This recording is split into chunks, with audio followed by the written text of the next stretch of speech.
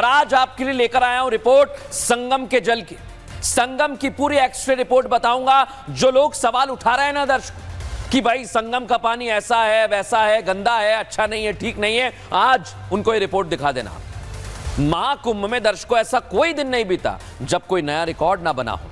प्रयागराज में लगे महाकुंभ मेले में श्रद्धालु आ रहे हैं, संगम में स्नान कर रहे हैं और दिन ब दिन रिकॉर्ड बनता जा रहा है। और आज एक रिकॉर्ड आपको बता दूं, 13 जनवरी से कुंभ शुरू हुआ और आज तक यानी महज 41 दिनों में आंकड़ा पहुंच चुका है 60 करोड़ का। दर्शकों 60 करोड़ देख लीजिए आप। और जो लोग विरोध कर रहे हैं उन्हें बताइए 60 करोड़ लोग स्नान करने पहुंचे हुए हैं और अभी तो 4 दिन बाकी हैं।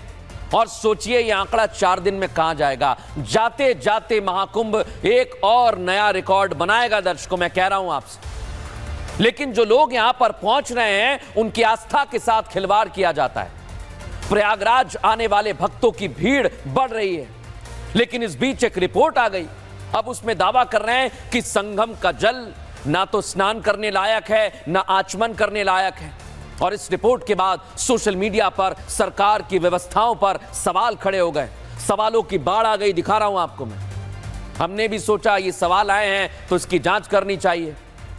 योगी और सनातन विरोधियों को क्योंकि मौका मिल रहा है, पूरा विपक्ष रिपोर्ट का हवाला भी दे रहा है, व्यवस्थाओं पर सवाल उठा रहा है, कटघरे में खड़ा कर रहा है। लेकिन दर्शकों एक बात है कि सच ज्यादा दिन नहीं छिप पाता, वो बाहर आता ही है। कितना ही झूठ बोला जाए, नैरेटिव गढ़े जाए, उसका पर्दाफाश हो जाता है। और आज मैं उसका पर्दाफाश कर रहा हूं। दर्शकों विरोधी जिस तरह संगम के जल को लेकर झूठा प्रोपेगेंडा फैला रहे हैं, उसे लेकर 2 दिन पहले सीएम योगी ने विधानसभा के अंदर यूपी पॉल्यूशन कंट्रोल बोर्ड की रिपोर्ट का जिक्र किया था, जिसमें साफ बताया उन्होंने कि संगम का जल शुद्ध है, आचमन के लायक भी है। पहले सुनिए योगी आदित्यनाथ ने क्या कहा, उसके बाद दिखाएंगे extra report. Pollution control board है, वो लगातार वहां पे जल की मॉनिटरिंग करता है, उसकी गुणवत्ता को बनाए रखने के लिए कार्य कर रहा है। और आज की जो उनकी रिपोर्ट है संगम की, कि संगम और उसके आगे पीछे जो बीओडी है वो 3 या उससे कम है और डिजॉल्व ऑक्सीजन की मात्रा ये 8 और 9 से अधिक पाई जा रही। यानी संगम का जल स्नान करने लायक भी है और आचमन करने लायक भी है। जो लोग इसका दुष्प्रचार कर रहे हैं उन सबको इस बात को देखना चाहिए। सीएम योगी आदित्यनाथ ने विधानसभा में बयान दिया और 2 दिन बाद अब यूपी पॉल्यूशन कंट्रोल बोर्ड की एक रिपोर्ट सामने आई है दर्शकों, जिसमें दावा किया गया कि संगम का जल, गंगा जल हर टेस्ट में पास है। चाहे बात बायोकेमिकल ऑक्सीजन डिमांड की हो या फिर फीकल कॉलिफॉर्म की, हर मानक पर कुंभ के दौरान एकदम सही और सटीक मानकों के मुताबिक है संगम का जल। तो आज मैं पूछ रहा हूं भाई, संगम का जल, गंगा जल कैसे प्रदूषित हो गया? क्योंकि पीएच लेवल मानक क्या है? 6.5 से लेकर 8.5 रहना चाहिए। और महाकुंभ के दौरान ये लिमिट के अंदर ही था, उतना ही था दर्शकों। अब इसमें भी कई सारी चीजें हैं। पहला आ जाता है बायोकेमिकल ऑक्सीजन डिमांड, बीओडी। मानक क्या कहता है दर्शकों? 3 मिलीग्राम पर लीटर से कम होना चाहिए। महाकुंभ के दौरान कितना है दर्शकों? रिपोर्ट कहती है 2.5 से 3.2, यानी कि उसके अंदर है। फीकल कॉलिफॉर्म की बात कर लिए, मानक क्या कहता है? कम या बराबर होना चाहिए।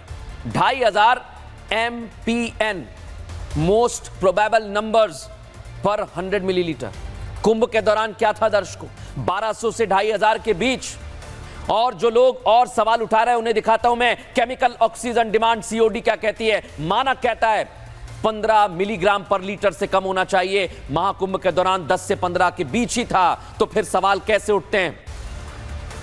टर्बिडिटी एंड सस्पेंडेड सॉलिड्स क्या कहते हैं दर्शकों? उनका मानक है 50 सीएम से ज्यादा होना चाहिए। महाकुंभ के दौरान 50 से 65 के बीच में ही रहा। तो फिर संगम का जल गंदा कैसे हो गया भाई?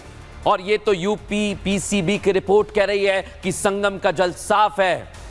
लेकिन दर्शकों एक बात और, हमने कहा इतने से बात नहीं बनेगी। प्रोफेसर विजयनाथ मिश्रा से भी हमने बात की, जो हेड है न्यूरोलॉजी विभाग के बीएचयू के। वो सुनिए क्या कह रहे हैं।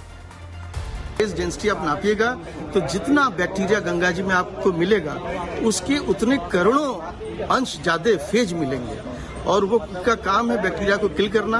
और जब आप नहा के निकलते हैं, हाथ धो के निकलते हैं, शरीर पे आपके लग गया, अभी फेज कहीं नहीं जाने वाला है। ये फेज आपके हाथों पर, जैसे आप सोचते हैं हाथ धो के हमने साबुन से हाथ धो लिया तो आपको लगता है कि हमने क्लीन किया, लेकिन ये जो फेज हैं ये दिन भर आपके स्किन को क्लीन करते हैं। ये न रहे तो आपके पूरे हाथों में इन्फेक्शन आ जाए। और गंगा जल को लेकर सियासत करने वाले ढेरों हैं, लेकिन गंगा का हर पानी, हर टेस्ट में गंगा का पानी पास हो रहा है दर्शक। एक एक कण कण साफ है। शीर्ष वैज्ञानिक में एक और पद्मश्री अजय सोनकर ने गंगा जल को लेकर बड़ा खुलासा किया है। सुनिए जरा वो क्या कह रहे हैं।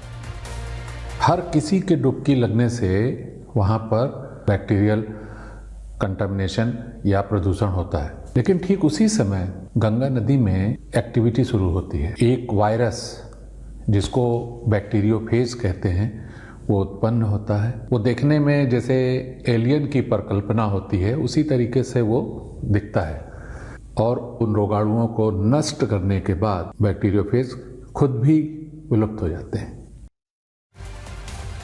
अब दर्शकों एक और खबर, बागेश्वर धाम जाने वाले हैं प्रधानमंत्री नरेंद्र मोदी और आपको बता दूं कल कैंसर अस्पताल का शिलान्यास होने वाला है।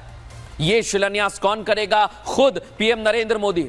और 17 घंटे आसपास बचे हुए हैं दर्शकों। देश को एक और कैंसर अस्पताल मिलेगा। खास बात यह कि लोग विदेशों में जाकर महंगा इलाज कराते हैं, लेकिन अब जरूरत नहीं पड़ेगी। कैंसर पीड़ित गरीब मरीज यहां पर जाकर इलाज करा सकते हैं। लेकिन आज आपको बता देता हूं पीएम का इंतजार है, बागेश्वर धाम तैयार है। क्या दौरा है? सुबह 11:20 पर दिल्ली से खजुराहो के लिए रवाना होंगे। दोपहर 12:30 बजे खजुराहो एयरपोर्ट पहुंचेंगे। दोपहर 12:35 पर हेलीकॉप्टर से छतरपुर जाएंगे बागेश्वर धाम।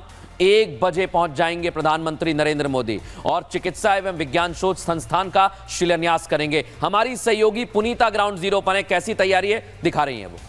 प्रधानमंत्री नरेंद्र मोदी कल छतरपुर पहुंचने वाले हैं और कैंसर अस्पताल को लेकर यहां पर भूमि पूजन होना है। बताया ये जा रहा है कि 1 से 1.5 लाख लोग जो है वो कल यहां पर पहुंचेंगे। जहां पर जनता बैठेगी वहां पर देखिए एलईडी जो है अलग अलग जगहों पर लगाए गए हैं, ताकि मंच पर जब भूमि पूजन होगा तो दूर दूर तक जो लोग बैठे होंगे वो आसानी से मंच पर जो भूमि पूजन हो रहा होगा वो इसे देख पाएंगे।